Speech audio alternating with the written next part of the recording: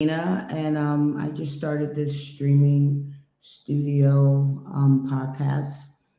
I don't know if the people in Instagram have seen the last episode. Well, actually, the very first episode, to be honest. Myself and my co-host were starting it, and this is the conversation I want to have today. God, give me the words to say, the right words to say without bashing or saying anything negative, but to only bring awareness to this subject. Okay, the subject is this. My co-host and I, we met. She was one of my clients, and I seen some potential in her. I usually contact clients, different ways. And when I met her, I just felt like I had to talk to her. We started talking. The guy left out of the building, and she was giving me the scenario of how she met this guy.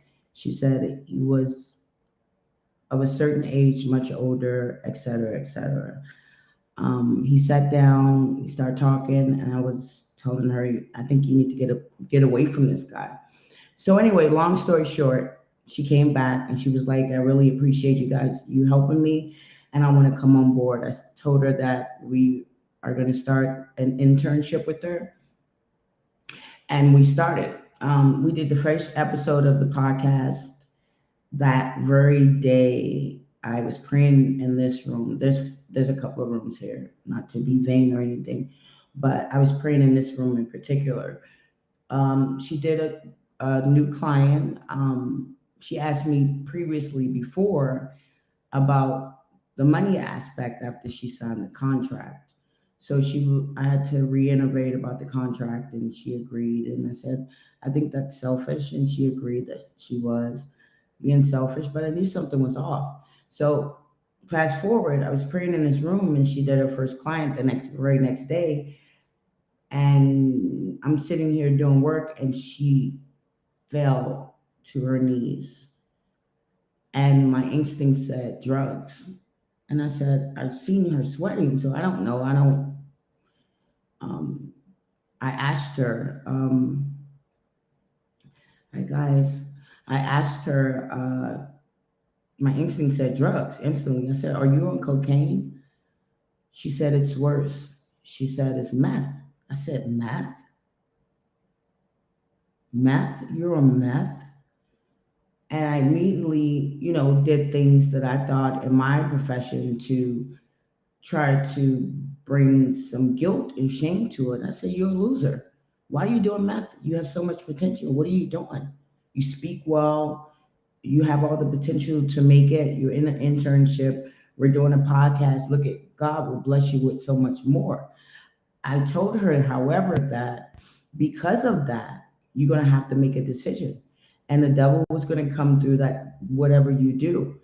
She told me she has to be in the Word of God all the time, or else um, it'll take her out of her zone. So even when she's doing that, she's listening to gospel.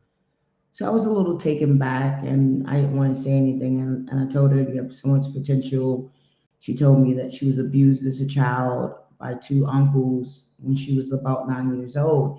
And I said, sometimes we're living in the past so much. That was the topic of conversation. We were talking about the past, that we don't realize that our full potential is now, how we're living in this day, not the future, not the past, how we feel and vibrate in this day. Because whatever you vibrate, whether good or bad, it's going to be your input will be your output. Meaning that if you're feeling sad, lonely, depressed, fear, all those bad things, guess what? You're going to resonate more of those things. But if you're feeling happy, successful, beautiful, kind, loving, all those things are going to resonate those good things to you. So I'm trying to teach her as my protege. And we had the podcast, the first podcast. We did well. Everything was a success. Our energy, even my clients the day before, that day and the day before asked, how long have we been working together? You guys are so good together. And everything. So after the podcast, I do believe in rewarding yourself. If you did something good, no one's gonna pat you on the back. No one's going to say good job. So you got to be your biggest cheerleader. So I was like, oh, wow, let's go hang out, right? Let's go to DC. That'll be great. We did a good job. Yay. So we went into DC. Of course, it's a nightclub. It's crazy busy, right? I don't drink, you know. I don't drink because no. Anyways, so I told her, I said that um, I said people that help are of all faiths. I said we may not be of the same faith, but we have some similar hurts. All of us do. Childhood is the biggest one that contributes to things that goes or we think that is going wrong in our life, but it's not. We're just thinking about past traumas. So we went out and she started drinking, and I had told her previously before that I'm Muslim, right? So she said that she's Christian, and I said it doesn't really matter. The way that I look at religion is this is the way that I look at religion. Religion is like this. God knew that he was going to create different cultures, different beliefs, different attitudes, different mind. It's God that lives in us. So he knows that our mind, we have the choice of free will. I was telling her this exact story. I said, if I tell someone this story and I said, okay, I went down the street and I seen $10 standing by this homeless man. The homeless man looked at the $10 and looked at me and said, well, you can have it. I picked up the $10 and I spent it. I tell that's that same story to one person. That other that same story, someone else would say, "Oh yeah, Medina, she went down the street and this old man was sitting right there and she took the money from him." And the story goes and goes and goes, meaning that everybody has a different version of that $10 that that person found. And that's how I look at religion. It doesn't matter how you praise God; it's your choice of how you praise. So and of course, it's certain things with me in my life that has proven for me that that's the way that I should go. That's the route of everybody route is different. If we all say that we want to go to New York City, right? And if I catch a plane and you catch a train and you take a bus or someone walks, it doesn't matter as long as you get to the destination. That's what I told her. But unfortunately, because she was in between God, even though that she says she's believed, she's doing drugs. So of course the devil gets in. This is how the devil gets in. The devil gets in through your thoughts, first of all. That's how he attacks your minds. But substances, like alcohol and methamphetamines and all these chemicals and stuff, even television. I don't watch TV. I don't watch TV because of my choice. I don't look at all this crazy stuff because I don't want my mind to be polluted on what's going on. So, getting back to the story, sorry, I'm a little it has a meaning, trust me. I didn't know that that was a problem with her being Muslim was in her mind because the devil spoke of something else. Even though I, as a believer, offered her all this help, right? But see how the devil does? He attacked her mind and she started drinking and she told everything. And I couldn't believe it. I was just like, I could have I could have been like argumentative or like weird or look what I got and look what you're doing. It's not even about that because when you believe and you know your faith is strong, you have no reason to doubt that. You don't have no questions. You don't have any underlying issues or anything else. It's whatever's true is true. So what I believe is true. So it came out, and the whole time that she told me, and this is what she was telling me when we were drinking. I said, "Look, it seems like something is going on with you. You need to say it." And of course, alcohol makes you speak. She was like, "I just wanted to ask you every time that I'm in the other room that I gave her to work and sleep, right? That every time I play gospel, you never want to come in my room." I was like, "Huh? When did this happen?" I pulled over. I said, "Sweetheart, you better release the devil inside of you. You better think." And I said, "Did you ever look out the door? Did you ever see if I was with my clients? Was I with my clients?" She was like, "Yeah." I said, So why didn't you see? If I didn't want to come in the room that you were in when you were listening to gospel, why was the door closed? And guess what she said to me? Oh my God, Medina, is true. Because something was saying, oh my God, look, she ain't gonna want you to play your gospel. Look, because she's Muslim. This is what she said to me now.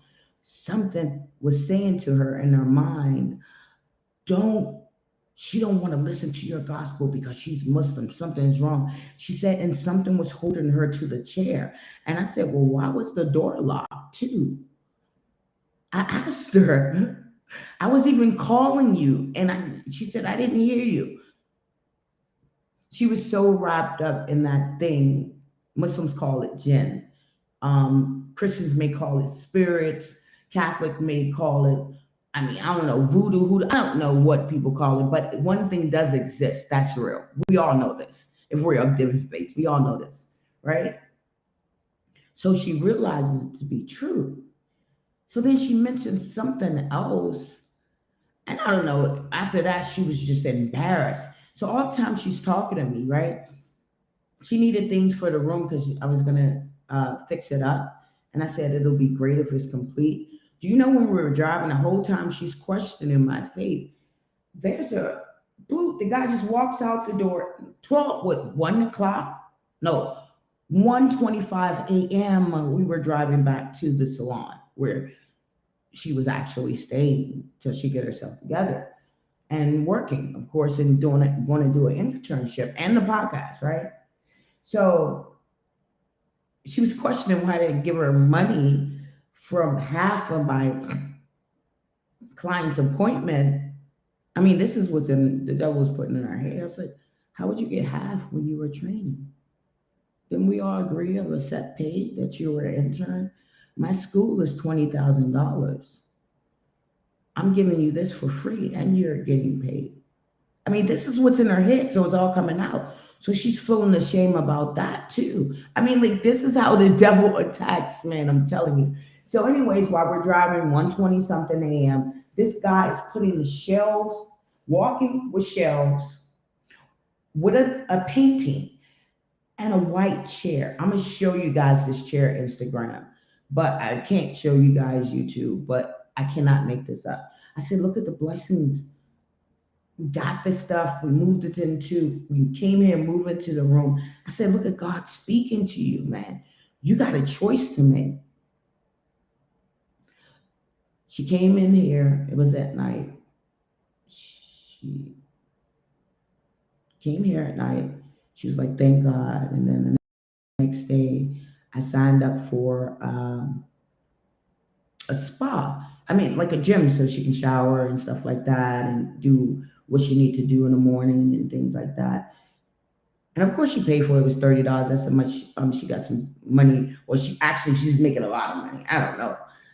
I was getting blessed so much. I felt it was my duty to help. You know, for that whole week, money was just coming and coming and coming. So I said, God, I gotta make sure she's okay. So anyway, she paid for the spa, and then she said, and that's well, I cannot. Oh, I'm gonna get my friend to meet me at the gym. He's gonna give me some clothes. That's what she said. I'm going inside. I'm tired. Signing up. Where are you? She kept going back outside, going back outside. And my instincts told me immediately she's getting drugs. And I told her what I felt. And I wouldn't have done that. If I would have done that, all those clothes that I brought from Unique secondhand store, I would sell them by now. I wouldn't have bought them. I would have sold the clothes if I was going to go and do drugs. I said, okay. The next morning, both of us slept late because that was crazy. We moved the furniture. We had the podcast. That was the overload of what she was telling me of what she thought because I was Muslim and she's Christian and I'm helping her out though. Like this is the logic that the devil put in her mind, man. It's crazy how these things work, right? That's why differences of religion is a sin. I'm telling you, the devil will look for any opportunity to get in to block your blessing. And I told her that the next day. We wake up. I wake up. Oh, I slept. We went. Um, she's acting really weird. I have cameras in here, and she that night after we signed up for the gym, and she met the guy outside, and my instincts told her. I said, "I hope you're not getting drugged." Oh no, it's just these clothes you see. I don't want to sleep in the room. This is what she told me when I dropped her off after we finished. I don't want to sleep in a room where the cameras are. I feel more comfortable. There's a room where the spa is, where it's open up windows. I didn't think nothing of it. I actually went and oh, kicker, let's go back. We went to Unique Store, that same store that she bought her clothes from, is secondhand. Great place. I love it, by the way. I actually got this shirt. Ooh, see, I am not proud. I ball on a budget. And of course I watched it because people vibes and stuff like that. But yeah, I seen a spa table. I mean, everything was set. She got the stand, which I'll show you guys, a beautiful chair and a painting for free. God, we walked. The guy was walking out as she's driving, writing a raving about what's going on. I'm like, do you see what's going on? We picked that up. I went in the back looking for a place for her to sleep. And guess what? Because she wants to she said she was going to do massage and stuff and eyebrows. Guess what? It was even better for a futon. It was a spa bed in the back. So all of these are signs God has given her. And still, that happened the next day after she met with the guy. This was the kicker. That's when I know what it was because God already told me what it was. And I said, "Do you want to go with me to the mall, the National Mall, to see something different? I'm gonna go bike riding. You can go with me." No, I don't want to come because she's smoking drugs. Yeah, that's what happened. I didn't get it, so I told her what I felt. So after I was bike riding, I came back. Well, I called her. I said, "You know what? You need to stop listening to gospel music while you're doing drugs because the devil still can get in. You need to be on your knees and praying. Did you pray this morning?" I asked her. I said, "Gospel is not going to do it. You need to be on your knees and praying so you can fight this demon." Little did I know she was already into the demon in my salon. And that's how sad it is. Oh, not her. I'm talking about that. I'm talking about drugs. Like, why? Like, man, I'm sorry. God forgive me, please. So, anyways, oh, she comes to me. We get blessed. Monday's my day off. People are calling to come in, right? I say, "Look at the blessing. You're making money again. See? Oh, I need to talk to you about something." I was just like, "What?" She said, "You know how everybody has their cheat day, right? Could this day be one of them?" And I was just like, "Why? I thought you told me in order for you to stay off of drugs, you have to stay here." Then she forgets and tells me that, "Oh, I'm going to take some of these clothes be unique because I realize I over budget." She forgot that she told me if she wanted to use drugs, she'll take the clothes back. So I said, "Isn't that what you told me? You'll take the clothes back if you get it." "Oh, no, I'm not doing that. No, it's not going to happen. I'm coming straight back." She called me. She left. She left this window open right here. This window was wide open. It was wide open. I don't know if it was intent. I mean, not wide open, but all this was up, and that was last night, the night before. I don't know. It doesn't seem like nobody came back in here because if you do, God is in here. You'll get spooked.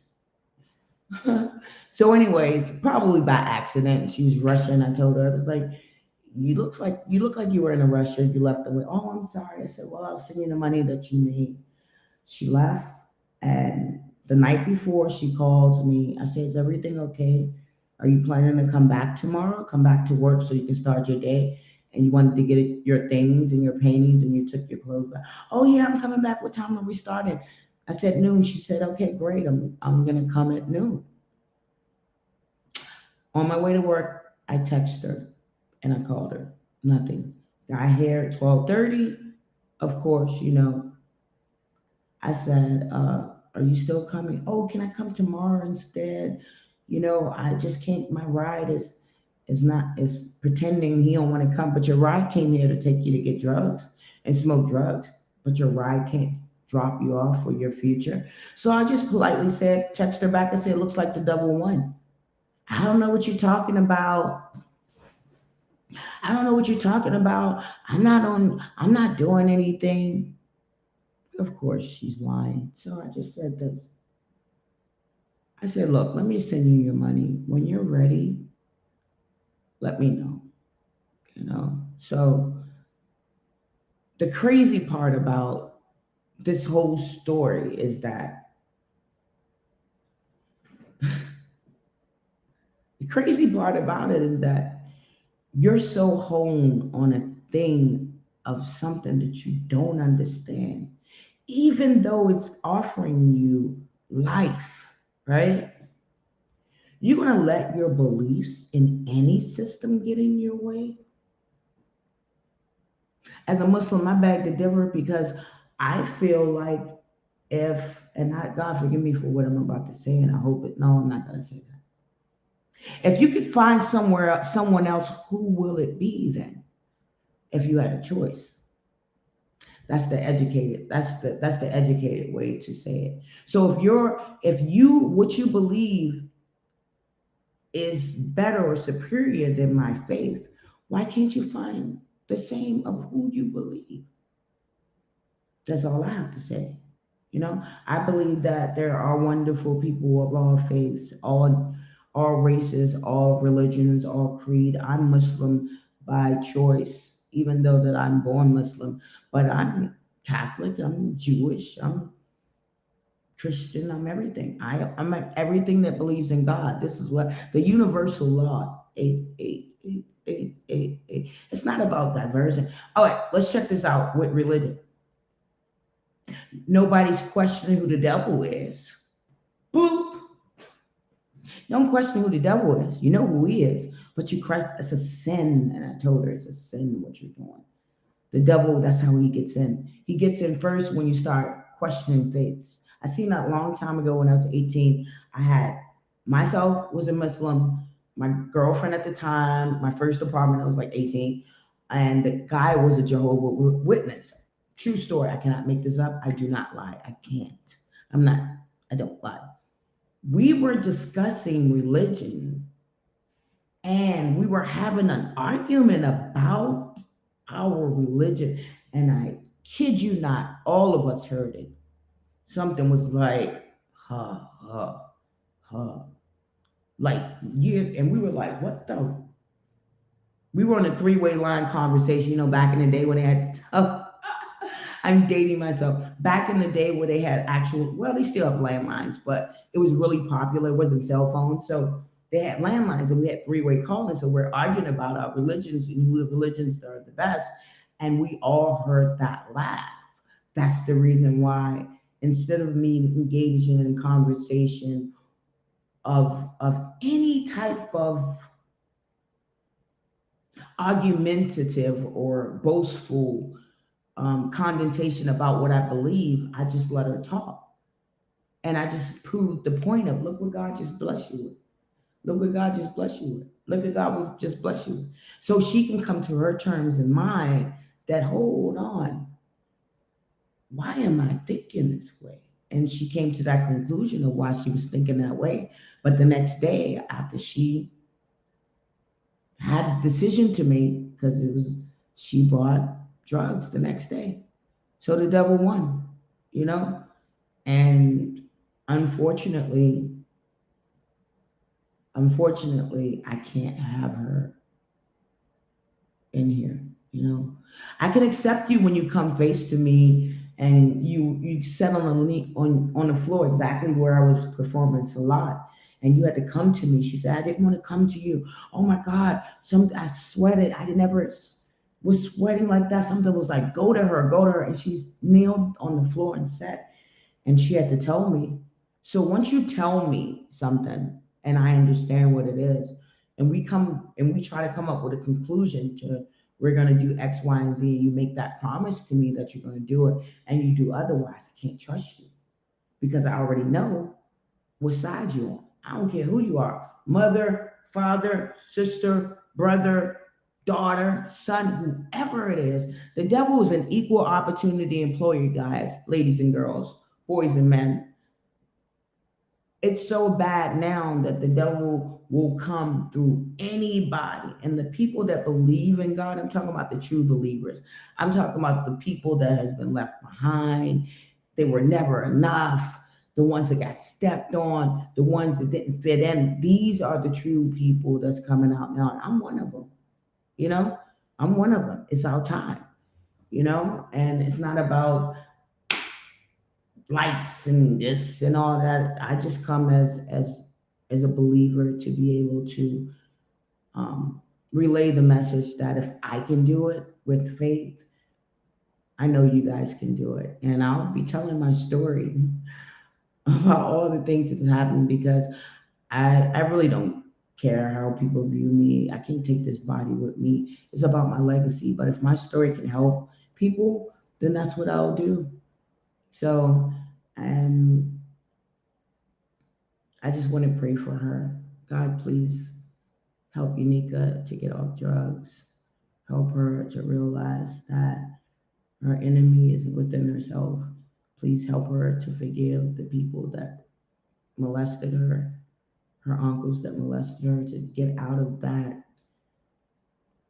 shame and guilt to live her true life. And even if it's, taking this as a wake up call for her to realize it, let her realize that. But I can't, unfortunately.